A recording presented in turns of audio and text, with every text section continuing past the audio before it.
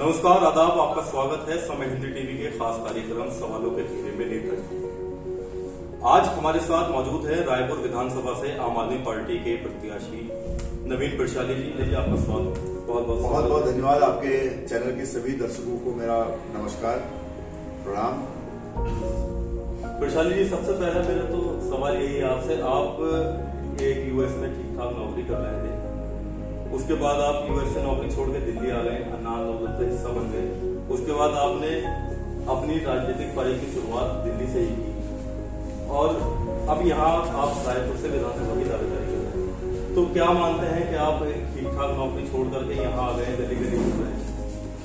देखिए, ये बात सही है कि मैं नौकरी कर रहा था और अच्छी खासी नौकरी कर रहा था, लेकिन जो गली गली फिरने वाली बात है उसमें ऐसा है कि जब आप कोई सिस्टम को देखते हैं कि सिस्टम दुरुस्त नहीं है, उसको ठीक करने की आवश्यकता है, तो मैं समझता हूँ कहीं न कहीं उसको बदलने की आवश्यकता होती है।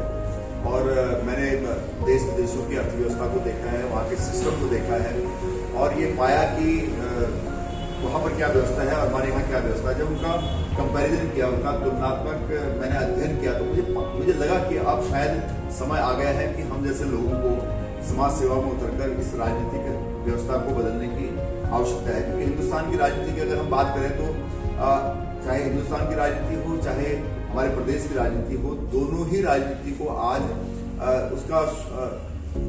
उसकी व्यवस्था को बदलने का है। राजनीतिक संस्कृति को हमें बदलने की आवश्यकता है, क्योंकि जब राजनीतिक संस्कृति बदलेगी तो शासन भी, प्रशासन भी अच्छा काम करेगा और उसका असर धरातल पर पड़ेगा, विकास कार्यों में पड़ेगा। तो एक अच्छा विकास, एक अच्छा निर्माण प्रदेश का भी होगा, देश का भी होगा। आप रायपुर विधानसभा से दावेदारी कर रहे हैं, आप क्षेत्र में घूम रहे हैं, आज रायपुर की क्या समस्याएं आपने नोटिस की, क्या जो मूल समस्याएं?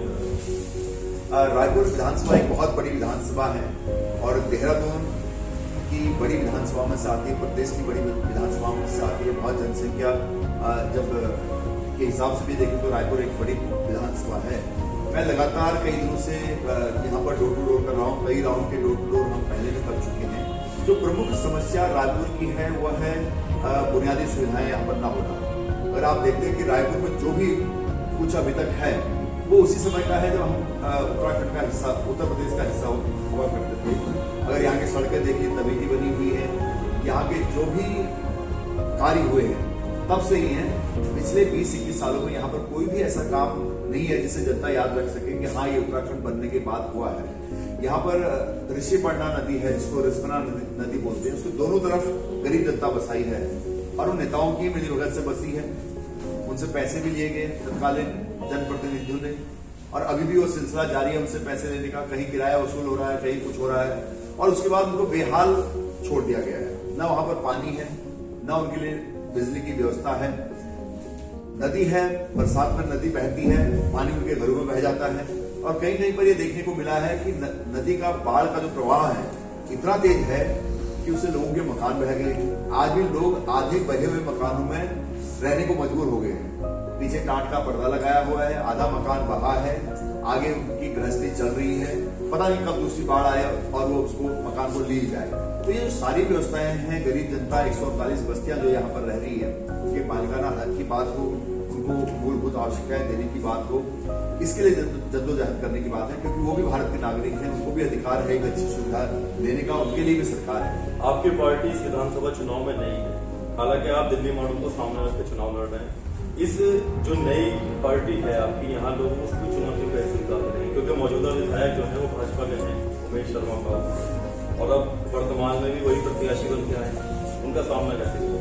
देखिए, उनके सामना करने की जरूरत नहीं है। हम जनता के मदद से चुनाव लड़ रही है। इस बार रायपुर और उत्तराखंड की जनता चुनाव लड़ रही है, आम आदमी चुनाव नहीं लड़ रही है। आम आदमी तो केवल मैदान में खड़ी है हौसले और जज्बे के साथ।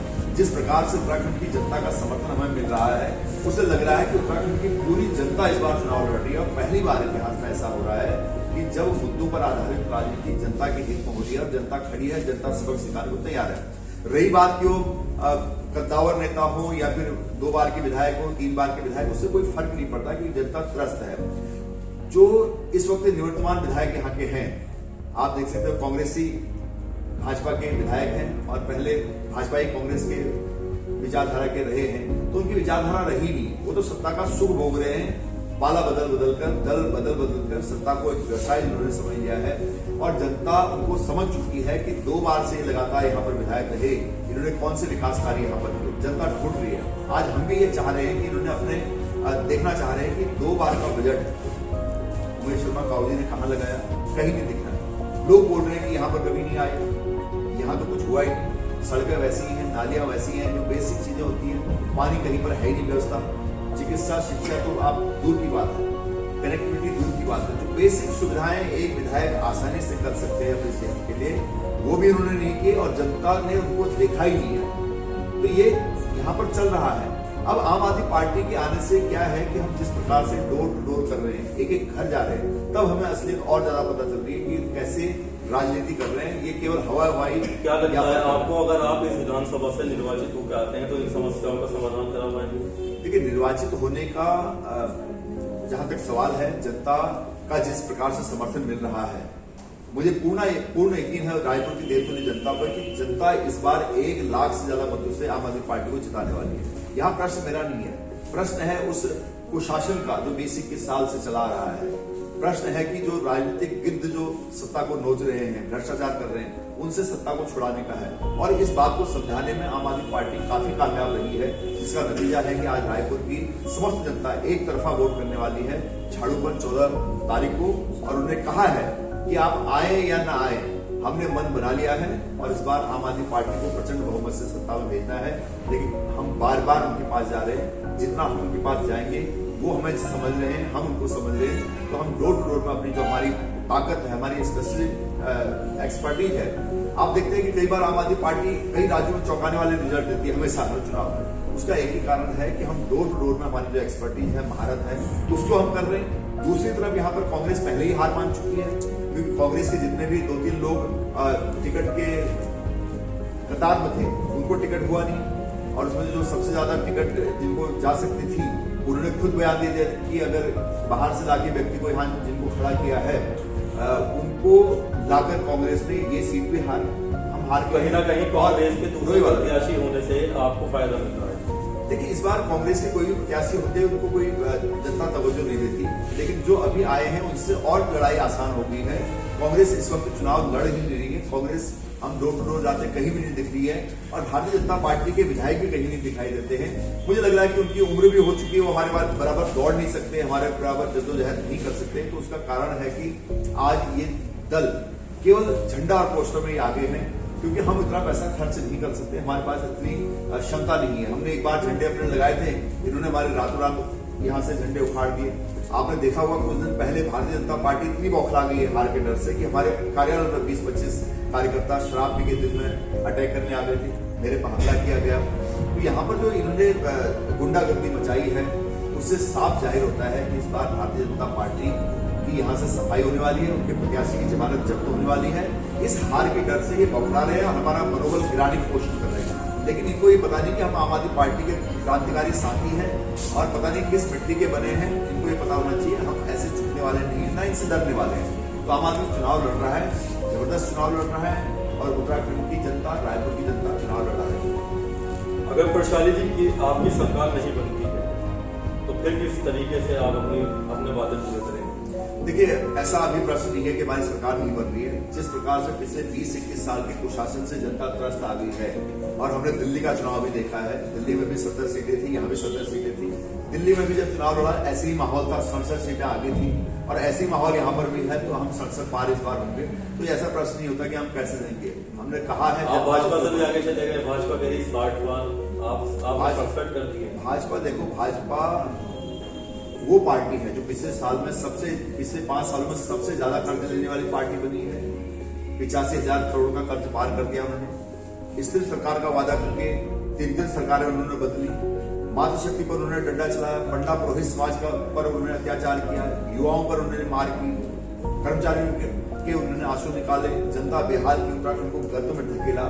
उसके बाद भी उनका कॉन्फिडेंस आप देखिए, कह रहे कि फिर 5 साल देंगे। 5 साल में इतना डुबाने के बाद फिर 5 साल का मौका मांग रहे हैं। तो उनका ओवर कॉन्फिडेंस है, जनता उनको नकार रही है, जनता उनको एक्सेप्ट नहीं कर रही है। इस बार जनता पहले कांग्रेस से त्रस्त थी, अब भाजपा से त्रस्त होगी, तो बची आम आदमी पार्टी एकमात्र विकल्प के तौर पर।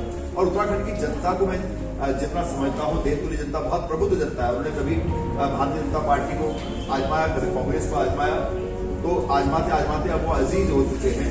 अब वो ये है कि सत्ता बदलनी चाहिए, कुछ भी हो। आम आदमी पार्टी तीसरा विकल्प क्या है? एकमात्र विकल्प है आम आदमी पार्टी उत्तराखंड की भलाई के लिए। और ये लास्ट मौका उत्तराखंड की जनता के पास भी है कि उत्तराखंड का जो उत्तराखंड की अवधारणा थी, उस अवधारणा को पुनर्जीवित करने की, जिसके लिए हमारे शहीदों ने शहादत दी, हमारी मातृशक्ति ने कुर्बानी दी, उस कॉन्सेप्ट को, उस अवधारणा को साकार करने के लिए ये एक सुनहरा मौका जनता के लिए भी है, आम आदमी पार्टी के लिए भी है। आम आदमी पार्टी और जनता मिलकर इस बार उत्तराखंड का नवनिर्माण करेगी और उत्तराखंड की जनता पूरा मन बना चुकी है कि हम इस नव वर्ष में उत्तराखंड नवनिर्माण के लिए पूरी तरह से नव परिवर्तन करेंगे। प्रशाली जी, पूर्व में आप मसूरी विधानसभा में मेहनत कर रहे थे। कई लोगों का ये भी कहना है कि मसूरी से प्रशाली जी यहाँ आगे चुनाव लड़ रहे हैं, इसका क्या कारण रहा? नहीं, हम रायपुर क्षेत्र के हैं। मैं पूर्व प्रदेश अध्यक्ष रहा हूँ इस प्रदेश का, और मैंने केवल मसूरी नहीं, पूरे 70 विधानसभाओं में मेहनत की है पिछले कई सालों से। तो मेरे लिए मसूरी भी, राजपुर भी, रायपुर भी, धर्मपुर, सारी विधानसभाएं, पूरा पुरोला से लेकर धारचूला तक की सभी विधानसभाएं बराबर है। और मैंने हर एक विधानसभा में संगठन पर काम किया है, संगठन निर्माण पर कार्य किया है। और मैं मूल रूप से इसी विधानसभा का रहने वाला हूँ। मेरे घर मसूरी विधानसभा में भी है, मेरा घर रायपुर विधानसभा में भी है। तो पूरा प्रदेश का मेरे पर जिम्मा जब मिला था तो मैंने पूरे प्रदेश में मेहनत किया। उसका कारण है कि मुझे पूरे प्रदेश में जाना जाता है, और संगठन की दृष्टि से भी जो मेरे द्वारा कार्य किए गए उनका संगठन बहुत भरोसा करता है। तो इसमें कोई ऐसा ये सब मिथ्या की बातें हैं कि जी मैं मसूरी से टिकट कर रहा था या मैं राजपुर से टिकट कर रहा था। मैं रायपुर से ही, मेरे को पार्टी ने खड़ा किया है, पार्टी ही मुझे चुनाव लड़ा रही है। मेरे क्रांतिकारी साथियों ने मुझे सपोर्ट किया, उन्हीं के दम पर मैं चुनाव लड़ रहा हूँ। मैंने कभी कोई टिकट की इच्छा इस पार्टी में नहीं की, किसी पद की इच्छा नहीं की।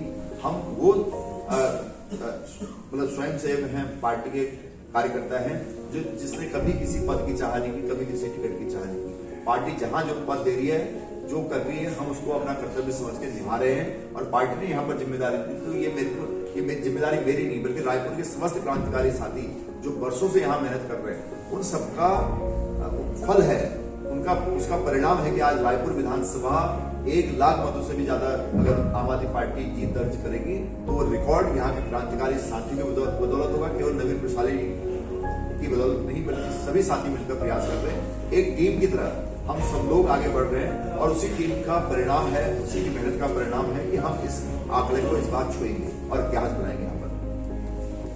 आखिर में हमारे चैनल के माध्यम से दर्शकों, मैं आपके चैनल के माध्यम से अपनी उत्तराखंड की देवतुल्य जनता और रायपुर की देवतुल्य जनता से यही विनम्र प्रार्थना करूंगा कि आपने बारी बारी से भाजपा और कांग्रेस को 10-10 साल दिए, एक मौका आम आदमी पार्टी को भी दीजिए, क्योंकि आम आदमी पार्टी उत्तराखंड की मुद्दों पर काम कर रही है और मुद्दों की राजनीति आप सभी को बहुत पसंद आ रही है। इसलिए मुझे यकीन है कि इस बार उत्तराखंड की देवतुल्य जनता इन राजनीतिक दलों की सरकार नहीं, बल्कि अपने उम्मीदों की सरकार बनाएगी। और जिस प्रकार से आपका समर्थन हमें मिल रहा है, और जिस प्रकार से आप हमारे कार्यकर्ताओं की हौसला अफजाई कर रहे हैं, हमारी हौसला अफजाई कर रहे हैं, मुझे पूर्ण विश्वास है कि आप इस बार इतिहास रचेंगे।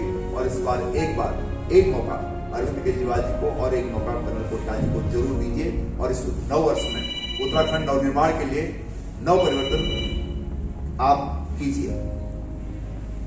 धन्यवाद प्रशाली जी हमारे साथ जुड़ने के लिए। बहुत बहुत देखते रहिए समय टीवी का खास कार्यक्रम सवालों के घेरे में लेता जाइए, फिर नए चेहरे के साथ नई जगह पर।